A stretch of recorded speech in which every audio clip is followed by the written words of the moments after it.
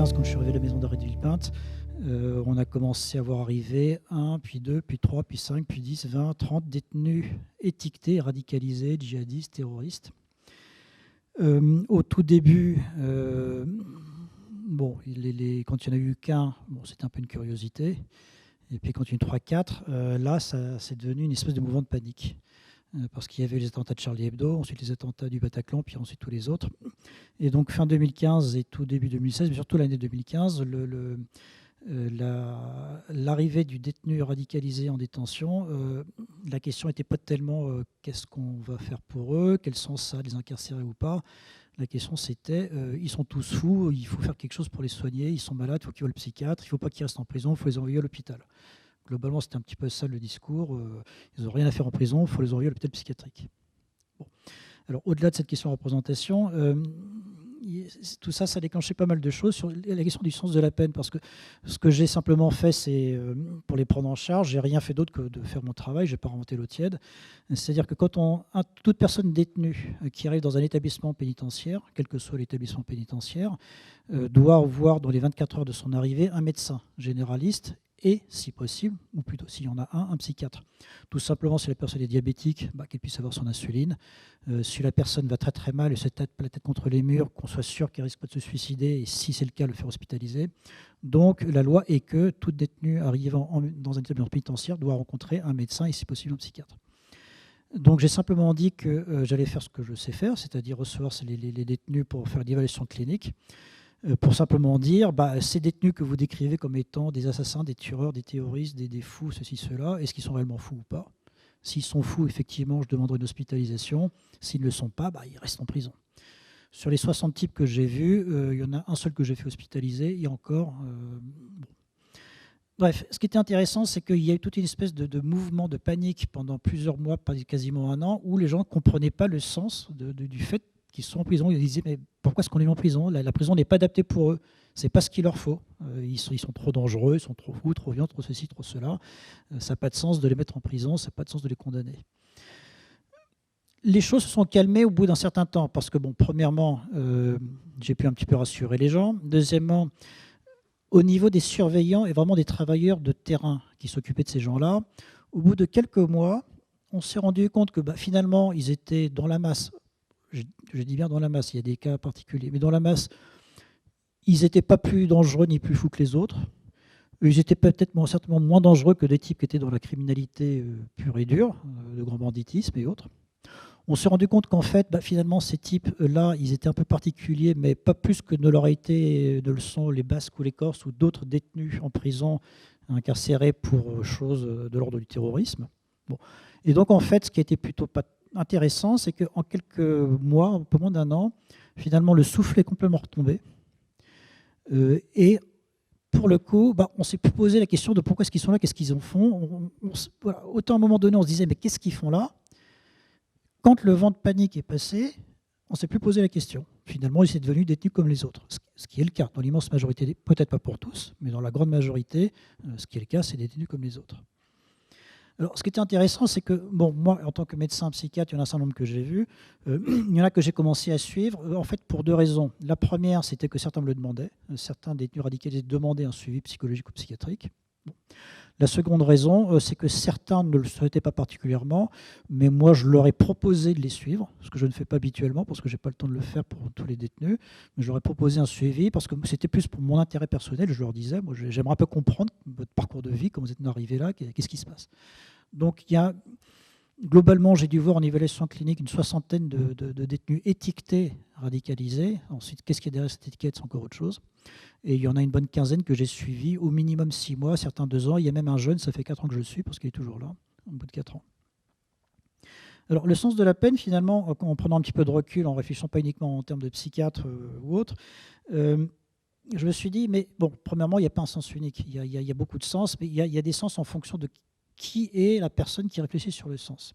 Moi, j'identifie à peu près 3 catégories de sens, si je puis dire. Et puis, je conclurai sur un petit peu sur mon avis personnel, un petit peu sur tout ça. Là encore, je parlerai un petit peu d'un certain nombre de suivis que j'ai fait de façon anonyme, mais je pense que c'est bien d'avoir une illustration de tout ça. Alors, moi, j'ai vu le sens de la prison. Je pense qu'effectivement, si on reste un petit peu sur les textes, sur l'idée générale, il y a la prison globalement, comme c'était dit cette journée, il y a à peu près trois sens. Il y a la punition de l'auteur de l'infraction. Il y a la protection de la société. Le type, il ne faut pas qu'il récidive, on le met en prison. Et puis, donc, comme on l'a dit, théoriquement, la réhabilitation. Pour moi, je ne dirais pas que ça, ce sont des sens. Je ne dirais pas que les sens de la peine, ce soit la punition, la protection, la réhabilitation. Pour moi, ce sont des principes, ce qui n'est pas du tout la même chose que des sens. Le sens, ça va être vecteur d'une signification. Un principe, c'est une norme en fonction de laquelle il faut un petit peu interagir. Et moi, dans mon idée, c'est que la punition, la protection, la réhabilitation sont des principes, mais ne sont pas ce qui donne un sens à la détention. Ce n'est pas ça le sens de la détention. Moi, je vois trois sens. Un sens au niveau social, un sens pour la société, un sens pour le détenu, un sens pour le professionnel. Alors, premièrement, le sens au niveau social. Il y a une chose qui est très très claire. Quel sens est-ce que ça a de mettre un radicalisé en prison? Ça a le sens de créer la figure du mal de l'époque. Dans les années 70, les années 70, on va dire peut-être 80, la figure du mal absolu, celui qui allait détruire la société en la contaminant par toutes les horreurs qu'il pouvait commettre, c'était le toxicomane, et plus spécialement le toxicomane à l'héroïne. On avait décidé que les toxicomanes à l'héroïne, ce n'était pas un problème de santé, c'était un problème de justice, il fallait les punir parce qu'ils étaient dangereux. Et c'était la figure du mal, celui qui allait voler pour acheter sa dose, celui qui allait corrompre les autres, etc. Bon. Ensuite, il y a eu toutes sortes d'évolutions. La figure humaine, ensuite, ça a été plus la question, dans les années 80, effectivement, du terrorisme. Alors à l'époque, c'était plutôt action directe qu'autre chose. Donc la figure du terroriste, de l'ultra-gauche criminel communiste qui allait subvertir la société. Et donc, il y a eu cette nouvelle figure du mal. Est arrivé ensuite, par la suite, le pédophile, nouvel usage absolu et épouvantable de la figure du mal. Bon. Ensuite, on a eu donc jusqu'aux années 90, ensuite on est un petit peu resté là-dessus, et puis tout d'un coup, c'est devenu le djihadiste, le terroriste djihadiste, qui est la nouvelle figure du mal, c'est-à-dire celui qui est le plus grand danger pour la société, qui va corrompre, pervertir et détruire notre civilisation, notre société. Ce qui est intéressant aussi sur cette figure du mal, c'est qu'on voit bien qu'actuellement, il y en a une nouvelle qui est en train de se créer. Maintenant, c'est le féminicide. L'auteur de féminicide est celui qui... Bon, alors le terroriste, on s'est rendu compte que dans la majorité des cas, ils ne sont pas fous, c'est des criminels. On s'est rendu compte que dans la majorité des cas, ils voulaient partir en Syrie, ils ne savaient pas trop. Ils crient Allah Akbar en portant un camis, une barbe noire, mais ça s'arrête là, on ne va pas tellement plus loin. Donc finalement, bon, voilà. Mais la société a besoin tout le temps d'avoir une figure du mal comme repère moral. Qu'est-ce qui est bien de faire et qu'est-ce qui est mal qu'il ne faut pas faire. Voilà. Donc le sens de la peine de créer cette figure du mal. Deuxième sens qui n'a absolument rien à voir, c'est pour les détenus eux-mêmes.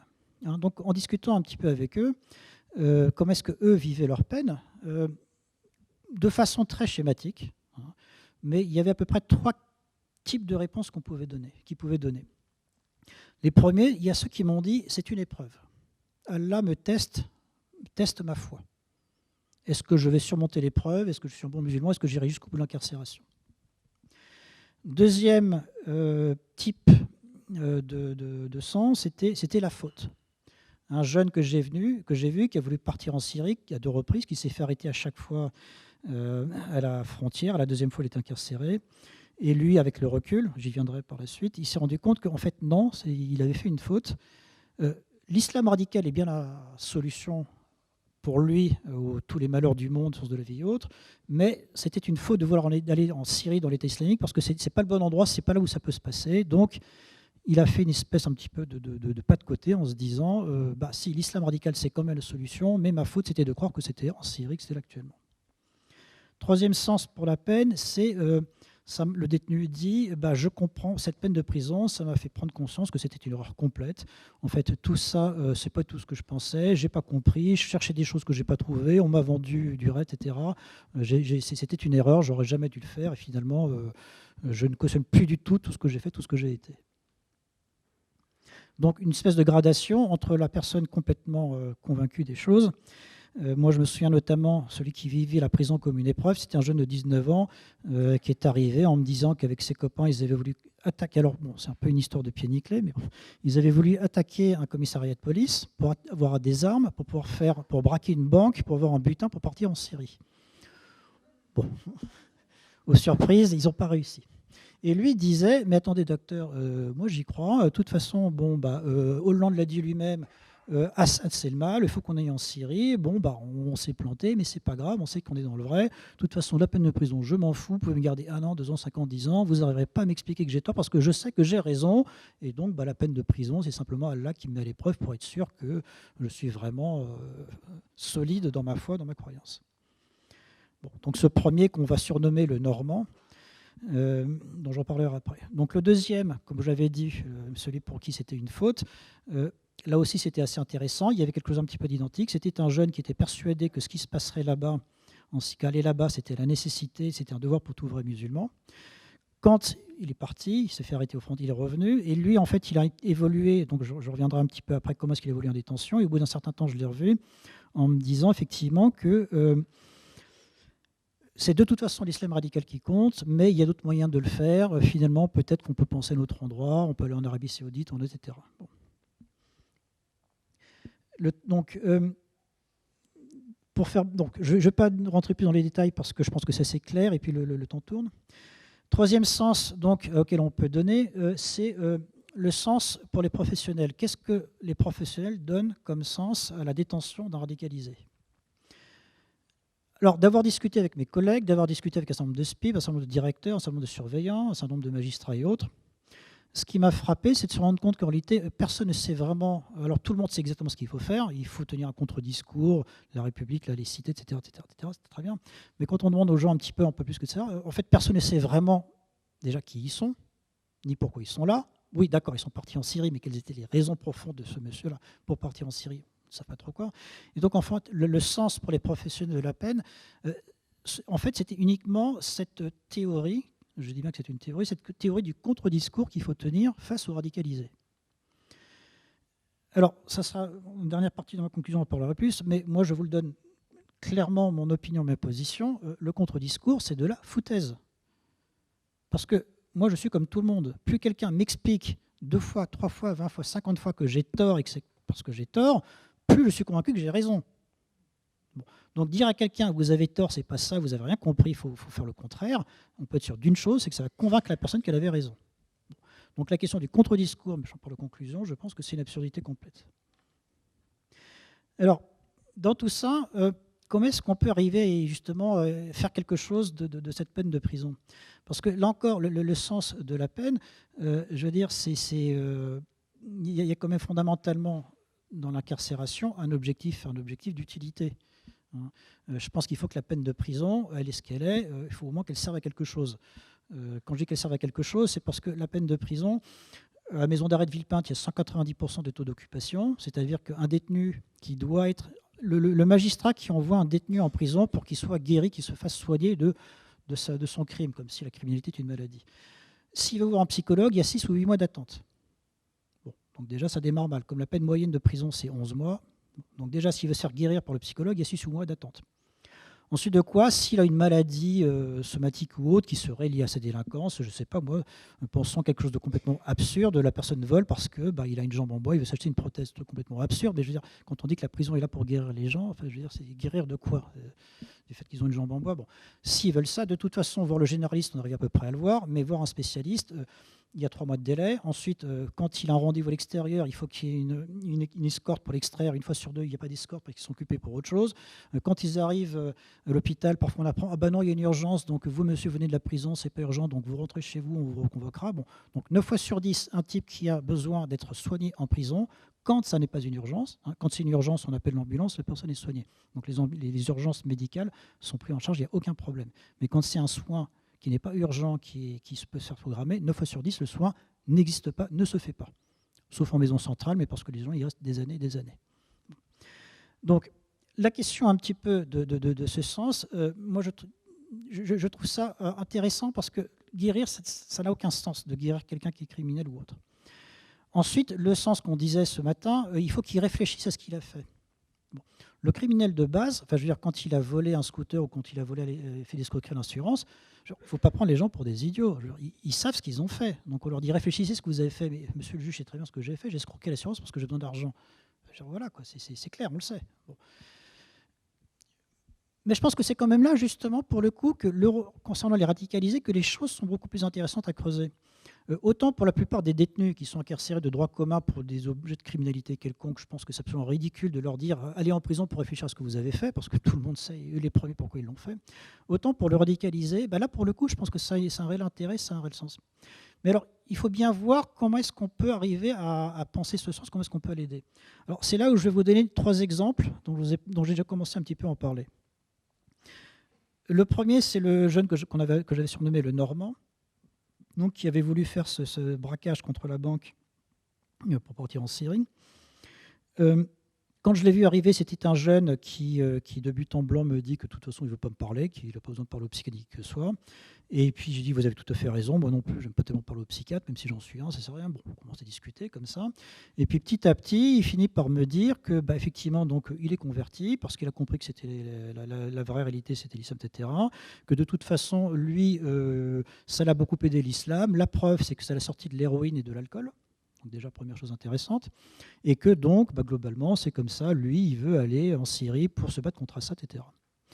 Alors, je ne vais pas reprendre tout le parcours de ce jeune, tout son suivi, mais ce qui était intéressant, c'est que c'était un jeune qui venait d'une famille dont il m'a dit qu'il n'a jamais connu son père, que sa mère était extrêmement catholique et pratiquante, et que lui, globalement, à l'adolescence, dans des circonstances notamment de crise d'adolescence, il a commencé à fumer, boire de l'alcool, fumer du cannabis, boire de l'alcool, se shooter l'héroïne, et puis en fait, petit à petit, il s'est rendu compte que il détruisait sa santé, il s'est rendu compte que finalement, dans ses rapports sociaux, c'était pas génial, mais lui, dans son fonctionnement d'adolescent, de 17 ans, n'ayant pas de père, une mère avec qui il s'entendait difficilement, les gens avec qui il arrivait à parler de choses importantes, du sens de la vie, de telles choses importantes, c'était les gens pour qui il se fournissait. C'est-à-dire que les vendeurs d'héroïne, c'était les gens avec qui il avait des discussions sur pourquoi il faisait ça, qu'est-ce qu'il faisait, parce que globalement, il partageait un acte transgressif, donc ça faisait une espèce de petite communauté un peu particulière, mais qui avait des certains nombres de fonctionnements communs, etc., et qui pouvaient se comprendre. Et donc, ceux qui lui vendaient de l'héroïne, pour la plupart, étaient musulmans, et donc il s'est converti. Il s'est converti parce que les types qui lui vendaient la drogue, les mineurs que je vois incarcérés à 17-18 ans, ils disent tous le même truc. Bien sûr que j'ai besoin d'argent, je vends de l'héroïne, et du cannabis. Ah mais je suis pas fou, je ne vais pas consommer, je vois ce que ça fait auprès des consommateurs à qui je le vends. Donc ce qu'il faut bien voir, c'est que le dealer de drogue, contrairement à ce qu'on pense, ce n'est pas du tout celui qui va consommer. C'est pour ça que donc, ce jeune qui lui consommait, il pouvait discuter avec ces gens-là, parce que ces gens-là n'étaient pas handicapés, si je puis dire, par un problème d'addiction à l'héroïne et autres. Et ces gens-là qui lui vendaient l'héroïne lui disaient également, mais tu sais, ça c'est de la connerie, c'est interdit en islam, c'est pas bien, il faut pas, ouais, ok, on te le vend, mais c'est interdit, il ne le faut pas parce que telle ou telle raison. Et dans ce cheminement de ce jeune, il a petit à petit, il a été très très clair sur son explication. Il disait qu'au fur et à mesure qu'il commençait à discuter avec ceux qui lui vendaient l'héroïne, qui lui parlaient de la religion, sa consommation diminuait. Et plus il s'est impliqué, plus il a voulu faire des choses, il s'est converti, donc sa foi a augmenté énormément, la consommation diminuait complètement. Et puis un jour, dans des circonstances qui sont ce qu'elles sont, il décide avec 2 copains de faire cet attentat pour partir en Syrie. Leur idée était de partir en Syrie pour se battre contre Assad, qui, ce qui est vrai, un tyran qui tue, viole, pille, qui met son pays à feu et à sang. Et le jour où il a décidé d'être non pas passif dans sa foi, mais uniquement d'apprendre les choses, mais quand il a décidé d'être actif dans sa foi, c'est le jour où il a pris sa dernière dose nette, il a tout arrêté et il a voulu commettre les actes qui l'ont emmené en prison. Ce type donc a passé un certain temps en prison. Je lui ai proposé un suivi, il n'en a pas voulu. Comme il ne voulait pas, je ne pouvais pas le forcer, donc je ne l'ai pas fait. Et puis 1 an plus tard, je lui ai remis un rendez-vous en me disant, bon, qu'est-ce qu'il est devenu ? À ma grande surprise, il est venu me voir. Et puis, alors, ce qui était intéressant, c'est qu'il n'avait pas changé d'un iota. C'est-à-dire qu'il avait toujours le camis, le pantalon qui s'arrêtait au-dessus de la cheville, la barbe un peu fournante, mais la moustache rasée, enfin la caricature du salafiste compagnon de Mahomet, etc. Et ce type avait passé 1 an en détention, donc ça c'était sur l'année 2016-17, et il avait évolué, notamment parce qu'un certain nombre d'autres détenus que j'ai vus, pour le coup, il a côtoyé un certain nombre de radicalisés qui étaient partis en Syrie, qui sont restés un certain temps, qui ont vu ce qui sont passés et qui sont revenus, radicalisés des revenants, comme on dit, mais qui sont revenus parce qu'ils voulaient revenir. Globalement, ils avaient été déçus parce qu'ils avaient vu en Syrie et donc ils avaient le choix d'arrêter et de revenir. Donc, et ces types-là, ces radicalisés lui ont dit non, tu n'es pas parti en Syrie, n'y va pas, c'est pas ce que tu crois. Là-bas, c'est un État totalitaire, il ne respecte pas la charte, etc. Donc ce type, je le vois revenir, il me dit, bah voilà, j'ai rencontré tel ou tel détenu, là, que je connaissais.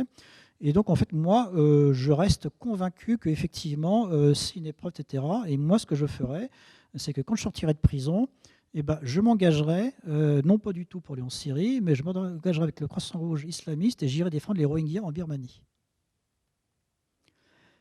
Ce qui était extrêmement intéressant, c'est que le sens de la peine pour lui, ça a été une espèce d'évolution complète en se disant, finalement, j'en ai pas fait assez, pas assez bien, en ce sens où c'est l'islam radical qui est la solution. Ce qu'il faut, c'est aider les gens, mais il y a encore mieux qu'aider les gens en prenant les armes, c'est aider les gens sans prendre les armes. Et donc, lui ne voulait plus, il ne cautionnait plus l'État islamique, mais restait dans l'idée qu'il faut être actif dans la foi, etc., aller encore plus loin. Et donc, il voulait aider le Croissant Rouge islamiste à construire des camps pour les réfugiés sur la petite île, là, dans le Bengale et autres. Deuxième cas qui était assez intéressant, c'est un jeune que j'ai vu, qui était un jeune de 21 ans, qui est parti, et qui, lui, est parti, il est arrivé à la frontière de la Syrie, il s'est fait arrêter par les gendarmes, il est resté une dizaine de jours dans un centre de rétention administratif turc, en Turquie, près à quelques kilomètres de la frontière syrienne, où il y avait des dizaines et des dizaines de détenus, essentiellement des gens qui, comme lui, voulaient partir en Syrie, rejoindre l'État islamique. Et lui, son parcours était intéressant parce que c'était un jeune qui avait eu le bac, qui à 18 ans tournait en rond, ne savait pas trop quoi faire. Et puis petit à petit, il a fait des petits boulots, il faisait pas grand-chose de sa vie. Et puis petit à petit, en fait, il est tombé sur des vidéos effectivement de l'État islamique, enfin pas l'État islamique, mais au début de l'insurrection en Syrie. Il s'est posé des questions. Et puis à un moment donné, il a voulu partir en se disant, mais finalement, il faut faire le bien, il faut aider les gens. Moi, je voulais pas me battre, je voulais aider la veuve et l'orphelin, etc. Bon. Donc un projet, on va dire humanitaire, plutôt solidaire, plutôt qu'humanitaire, mais qui était assez réfléchi et construit. Et lui, il est toujours dans cette idée que j'ai jamais cautionné l'État islamiste, donc je suis pas. Non, moi je suis pour les choses comme ça. Mais il était étiqueté comme étant islamique parce qu'il était passé par les filières, il avait des contacts avec des gens qui étaient là-bas, un de ses copains avait rejoint l'État islamique, donc il était, par amalgame, il était fiché terroriste islamiste. Et ce type-là, quand on a un petit peu discuté, c'était un jeune intelligent. Au bout d'un an, son avocat lui dit « Bon, on va faire une demande de mise en liberté auprès du juge, donc il faut voir un projet et autres. » Donc il vient me voir en me disant bah, « Écoutez, voilà, docteur, on va faire la demande de mise en liberté. » J'ai un peu discuté avec la SPIP. La SPIP me dit que comme projet, alors je vais être hébergé chez une tante, loin de la région parisienne, je suis plus au fond de la Creuse, je ne sais où. Il me faut un projet professionnel. J'ai discuté avec la SPIP. Moi, je lui ai dit mon projet professionnel, mais elle pense que ce n'est pas une bonne idée. Et je lui demande, bah, écoutez, ouais, la SPIP, elle me dit il faut que je m'inscrive en CAP pâtisserie ou boulangerie. Bon, le type avait le bac, il avait déjà une première année de fac de droit. Il dit ouais, il faut que je m'inscrive en CAP boulangerie pâtisserie. Pour quelqu'un qui a déjà une première année de droit, bon, on peut se reconvertir, mais comme. Et je dis bah oui, bon, peut-être pas très, très adapté. Enfin, vous voulez faire quoi? Et le type me dit bah moi, je voudrais devenir imam. Je voudrais partir en Arabie Saoudite, je voudrais devenir imam. Et donc je dis donc vous, votre projet, ça serait de dire que vous voulez devenir imam salafiste? Il dit bah oui. Et je lui réponds monsieur, c'est une excellente idée. Vous avez raison, faites-le. C'est une excellente idée. Allez-y, faites-le. Alors évidemment, le type était un peu surpris, mais il l'a quand même fait parce que de toute façon, il n'allait jamais mettre qu'il est pâtissier. Maintenant, un type qui part en Syrie, qui se fait arrêter, qui passe 10 jours dans une prison en Turquie et qui revient en France et quand on lui dit bon bah maintenant je vais être pâtissier, non mais genre, un peu de réalité quoi quand même. Donc le juge refuse, on continue à suivre le type, et puis petit à petit les choses sont intéressantes parce que moi j'étais parti du principe que ce type, qu'est-ce qu'il voulait au début? Il voulait en zone de guerre se battre, enfin pas exactement faire du ribat. Le ribat c'est la logistique, donc c'est pas le type qui a les armes et qui est au front, c'est le type qui amène les vivres, organise les premiers secours. Le ribat c'est faire la logistique, donc c'est quand même être au combat quoi. Donc je lui ai dit mais le type peut être imam salafiste en Arabie Saoudite. Déjà il ne veut plus partir en Syrie, ensuite il ne veut plus partir en zone de guerre. Donc il y a quand même un problème. Troisièmement, il ne veut plus être dans une forme de combat, mais il veut être vraiment dans la religion. Alors, évidemment, l'islam wahhabite salafi, c'est peut-être pas le plus ouvert, le plus tolérant qui soit, je vous l'accorde. Mais il ne faut pas voir uniquement le verre à moitié vide, il faut aussi voir le verre à moitié plein. Il ne voulait plus partir dans une zone de guerre, il ne voulait plus se battre. Il voulait plus... On a continué à discuter. Je dis, alors monsieur, excellente idée, votre projet comme ça en Arabie Saoudite, super, oui, oui, non, mais je vous conseille de le faire. Très beau pays, il fait un petit peu chaud l'été. Bon, et puis vous savez, là-bas, bah, tiens, regardez sur Internet, je me suis renseigné. Bon, vous savez, il n'y a pas de cinéma là-bas, c'est interdit, hein. Et puis vous savez, il n'y a pas de café, évidemment, pas d'alcool. Vous savez, j'ai regardé, mais le sport, il n'y a pas grand-chose. À Dubaï, il y a des pistes de ski, effectivement, dans les malls, mais en Arabie, je ne sais pas trop quoi. Petit à petit, chaque fois que je le voyais, je renvoyais un petit peu de réalité en lui disant, bah, ah oui, très très bien l'idée, Sarah. Vous savez, l'été fait 50 degrés à l'ombre, hein, quand il y a de l'ombre. Donc, un petit peu, le type, ah bon, c'est ça l'Arabie Saoudite, ça? Bah oui, c'est ça, c'est ça. Ah bah oui, ah non, vous n'avez pas le droit de parler à une fille si vous n'êtes pas marié, monsieur. Ah oui, non, mais moi je suis né en France, je parle aux filles dans la rue. Ah bah oui, mais en Arabie Saoudite, mais allez-y quand même, c'est très bien, c'est très bien. On ne pourrait pas parler aux filles, mais allez-y. Donc, petit à petit, le type comme ça, il se dit, mais est-ce que c'est une si bonne idée que ça, l'Arabie Saoudite? Donc, il dit, à un moment donné, il dit, ouais, j'ai un peu réfléchi, docteur, c'est vrai, il y a un meilleur diplôme, c'est à la mosquée Al-Azhar au Caire. Et je lui dis, excellente idée, etc. Allez-y. Donc, petit à petit, ici. Oui, plus que ça, ne t'inquiète pas, je vais bientôt finir. Et donc, ce type, petit à petit, donc, se dit, mais finalement, je vais réfléchir avant de devenir imam parce que j'ai des tas de choses à découvrir. Il y a d'autres pays musulmans dans le monde. Je voudrais aller voir d'autres pays musulmans, d'autres façons de faire l'islam pour pouvoir passer à autre chose. Donc, ça dure à peu près 2 ans. Mais ce type est passé à complètement autre chose. Alors, il me reste 3 minutes pour effectivement finir ce que je voulais dire. C'est que quel est le sens de la peine pour les radicaliser?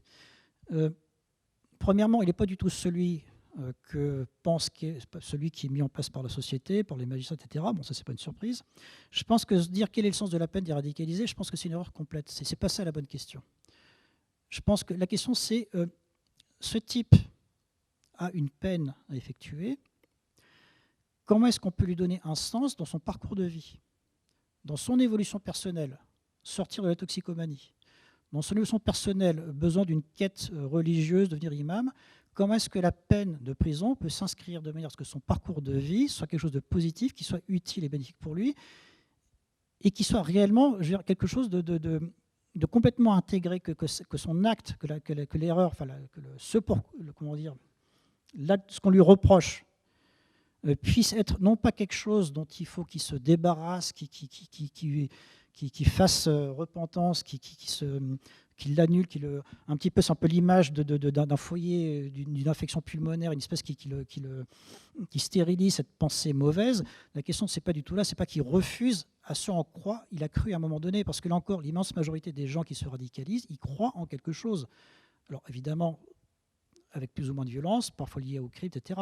Mais n'oublions pas que fondamentalement, ce ne sont pas des gens qui sont dans une quête matérielle. On ne va pas faire le djihad pour s'enrichir. On va faire le djihad parce qu'on a une quête spirituelle. La question est, pour s'y radicaliser dans leur parcours de vie, comment est-ce qu'on peut rendre ce temps en prison utile dans la recherche de quête spirituelle? Je vous donne deux exemples. Il y en aurait d'autres qui sont des échecs complets dont je peux parler. Il y en a d'autres qui sont des réussites, je pense des réussites, on le saura plus tard. Mais je pense que fondamentalement, le sens de la peine, il est là. Ce n'est pas tellement de donner un contre-discours, parce que dire à la personne, vous avez eu tort de partir en Syrie, sous-entendu, bah, monsieur, ça veut dire que votre projet de vie et autres ne tient pas la route, mais ce projet de vie pour le jeune qui avait voulu partir en Syrie, parce qui était la façon dont il était sorti de l'alcool et de la drogue, de l'héroïne, si on lui dit partir en Syrie, ce n'est pas une bonne idée, qu'est-ce qui lui reste? Retomber dans la drogue et l'héroïne? Bon. Donc la question est la suivante, comment est-ce qu'on peut arriver à comprendre quel est le véritable sens de la personne pour arriver à la faire passer? Et donc, faire un contre-discours, je pense que c'est absurde, ça ne veut rien dire, parce que là encore, plus on explique à quelqu'un de radical qu'il a tort, plus il sera convaincu qu'il a raison. Mais si on a cette idée de ce que moi j'appelle le métadiscours, c'est-à-dire un discours qui englobe l'acte qu'on veut prendre en charge pour l'inscrire dans une perspective beaucoup plus large, une perspective de vie, là je pense que c'est un véritable sens. Et je finirai simplement en disant que ça rejoint tout à fait ce que vous disiez concernant donc ces mots qui disaient quand on nous punit, on ne pense pas à notre avenir, à notre futur. Je pense que c'est là que ça se passe aussi, la question du sens de la peine pour ces gens-là. Pour eux, la peine qu'ils ont fait, c'est pas tellement le fait qu'ils ont fait quelque chose d'illégal. Ils le savent que ce qu'ils ont fait, c'est pas bien. Mais ça correspondait à une aspiration beaucoup plus profonde, qui était surtout une aspiration à se construire eux, à construire leur vie, à pouvoir vivre leurs idéaux. Et donc l'idée, c'est d'arriver à leur faire vivre leurs idéaux, mais de façon qui soit acceptable par la société, qui ne soit pas violente, qui ne soit pas criminelle.